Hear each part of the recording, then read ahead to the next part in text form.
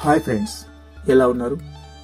లైఫ్లో ఎగ్జామ్స్లో ఇలా చాలా విషయాల్లో టాప్ 1లో ఉండాలని, టాపర్ అవ్వాలని మనందరికీ ఉంటుంది.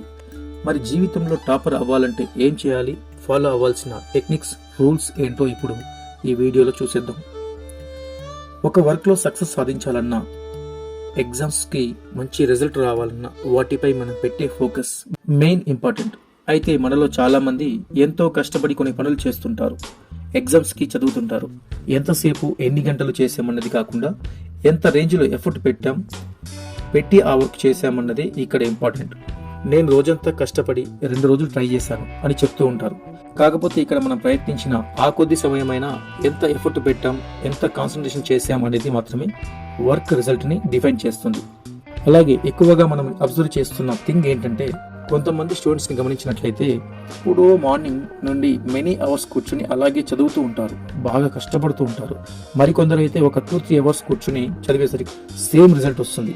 సరిగ్గా కాన్సన్ట్రేషన్ పెట్టి మంచి రిజల్ట్ ఖచ్చితంగా వస్తుంది. అయితే ముందుగా కాన్సన్ట్రేషన్ డెవలప్ చేసుకోవాలి. అందుకు yoga is the best option. మంచి మ్యూజిక్ వినడం కూడా బెస్ట్ హెల్ప్ అవుతుంది. మనకి ఆన్లైన్లో కాన్సన్ట్రేషన్ డెవలపింగ్ మ్యూజిక్స్ అని టైప్ చేస్తే చాలా మ్యూజిక్స్ వస్తూ ఉంటాయి, వాటిని వినండి ఒకసారి. అయితే కాన్సన్ట్రేషన్తో పాటు హెల్తీగా ఉండడం కూడా ఇంపార్టెంట్. హెల్తీగా అండ్ ఎనర్జీగా ఉండాలంటే సరైన ఫుడ్ తీసుకోవాలి.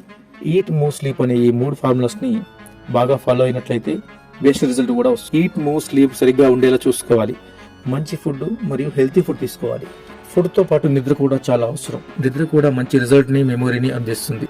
టైం టేబుల్ వేసుకుని, అంటే రోజుని, వారాన్ని, నెలని టైం టేబుల్ ప్రకారం చదవాల్సిన విషయాలను, నేర్చుకోవాల్సిన విషయాలను ఒక స్కెడ్యూల్ ప్రకారం నేర్చుకుంటూ వెళితే మంచి రిజల్ట్ కూడా ఉంటుంది అండ్ హ్యాపీగా మూడ్ క్రియేట్ అవుతుంది. ఒక సిస్టమ్ని ఫాలో అవుతున్నామనే సాటిస్ఫాక్షన్తో మనలో కాన్ఫిడెన్స్ కూడా రెడ్యూస్ అయ్యే అవకాశం డెవలప్ అవుతుంది. ఉన్న టైంని ఇంపార్టెంట్ సబ్జెక్ట్కి, థింగ్స్కి ఫుల్గా కేటాయిస్తే హైలీ రిజల్ట్ కన్ఫర్మ్గా మన ముందు ఉంటుంది. ఎంతసేపు బుక్ చూస్తూనే చదవడం చేయకుండా, చదివిన దాన్ని పేపర్ పై రాయడం, కొన్నిసార్లు బుక్ క్లోజ్ చేసి చూడకుండా మళ్ళీ రిమైండ్ చేసుకోవడం ఈజ్ బెస్ట్ థింగ్. ఇలా చేయడం వల్ల బాగా గుర్తుండటంతో పాటు అది లాంగ్ టైం వరకు బ్రెయిన్లో అలాగే భద్రంగా ఉంటుంది. దాన్ని మర్చిపోకుండా ఉండడానికి కూడా బాగా హెల్ప్ అవుతుంది. ఇంకా బెస్ట్ రిజల్ట్ కోసం మీ ముందున్న వాళ్ళని ఎవరినైనా అడగమనటం చేయాలి.